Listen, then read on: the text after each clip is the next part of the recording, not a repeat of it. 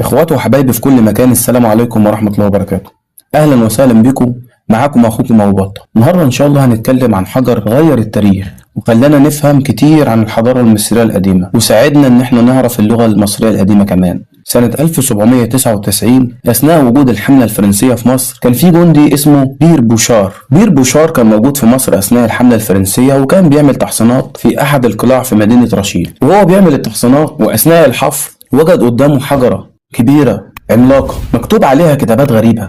طبعا بوشار هنا وقف لثواني وعرف انه قدامه حجر عظيمة ليها اهمية كبيرة، ما كانش مصدق نفسه. طبعا بوشار سلم الحجر ده للحملة الفرنسية اللي كانت في مصر، وكان قائدها نابليون. نابليون ما كانش جاي لوحده لمصر، كان جاي معاه مجموعة من العلماء، بعثة علماء في الفلك والهندسة والطب والرياضيات وكل المجالات، وكانوا مهتمين ان هم يعرفوا كل شيء عن مصر. قعدوا يحاولوا يفكوا في الحجر، ما عرفوش لحد ما جه عالم فرنسي شاطر جدا اسمه شامبليون قعد يحاول لسنين وسنين، والموضوع ده خد منه وقت كبير عشان يفك حجر رشيد. قعد 14 سنة يفك في الحجر لحد ما قدر يوصل للكلام اللي مكتوب على الحجر. الحجر كان مكتوب عليه 3 لغات: اللغة المصرية القديمة واللغة الديمقراطية واللغة اليونانية. والكلام اللي كان مكتوب على الحجر هو نفس الكلام بس ب3 لغات مختلفة. الحجر اتصنع في عهد الملك بطليموس الخامس، وكانوا الكهنة في مفيس كاتبين له شكر وتقدير للملك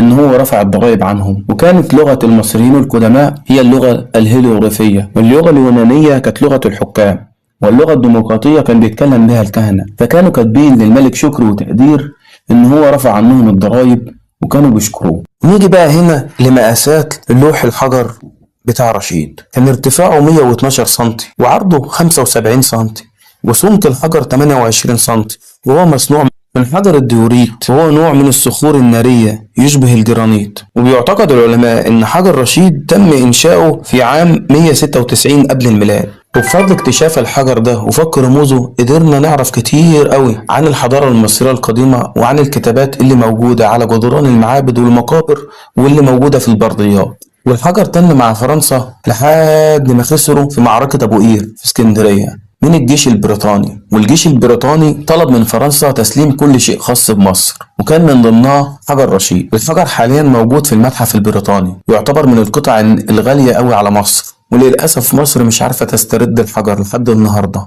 ولكن بنطلب باسترداد الحجر لأنه جزء من تاريخنا وتراثنا الفرعوني القديم. وبكده وصلنا لنهاية الفيديو. يا ريت ما تنساش تشترك معنا في القناة عشان يوصلك كل جديد خاص بالحضارة المصرية القديمة. ما تنساناش في اللايك والشير. أشوفكم على خير، مع تحيات أخوكم أبو بطة. مع السلامة.